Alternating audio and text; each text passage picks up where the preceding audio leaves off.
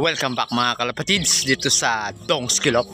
So ayan mga kalapatids, tamang update lang. So ayan, kagagaling ko lang ng trabaho. So ayan, try kong palabasin yung aking mga warriors dito. So ayan, so maaga pa naman, medyo maliwanag. So paghapon ka kasi, ayan, buti napaga yung uwi ko ngayon. Kaya try nating palabasin itong mga aking mga YB. So ayan mga kalapatids, yung iba, ayan naglulugon. So ayan, tignan natin kung may rorondo sa mga to. Ayan.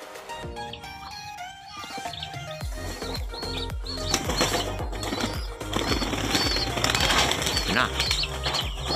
So ayan mga kalapatids, tamang pitik lang. Ayan. So yung iba, ayan. So ayan, ang sa akin kasi mga kalapatids, hindi ko binubugaw eh. Ayan, inintay ko talaga na lumabas lang sila. Ayan. Parang yung ayaw kasi yung pag takot sila sa akin pag pumupunta na ako ng ganyan.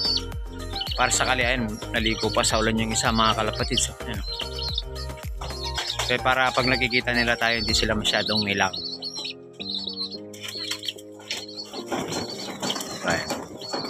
Ayan, dalawa na lang. Ito yung pinakabata sa kanila. Ito yung huli nating napalabas. Yun.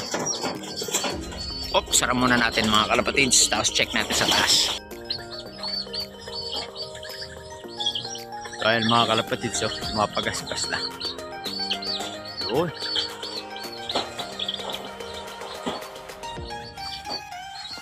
Ayan mga kalapatids, ganyan lang. Hindi ko pinipwersa na lumipad talaga.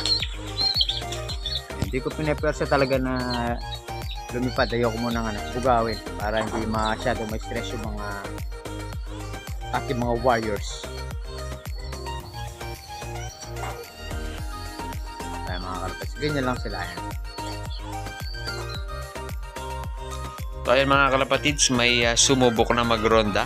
So ayan, may nakita na akong isa. Ayan. Ayan na mga kalapatids. Ayun, naging dalawa na. A few moments later. So ayan mga kalapatids, yung iba nainip na. Ayun, may kusang pumasok na.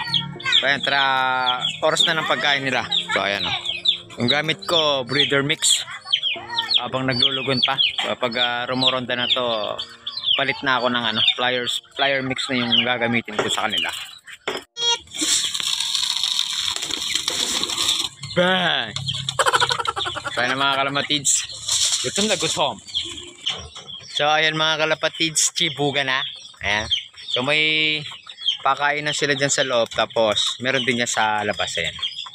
O diba? So mga kalapatids, hanggang dito na muna yung aking vlog. Tapos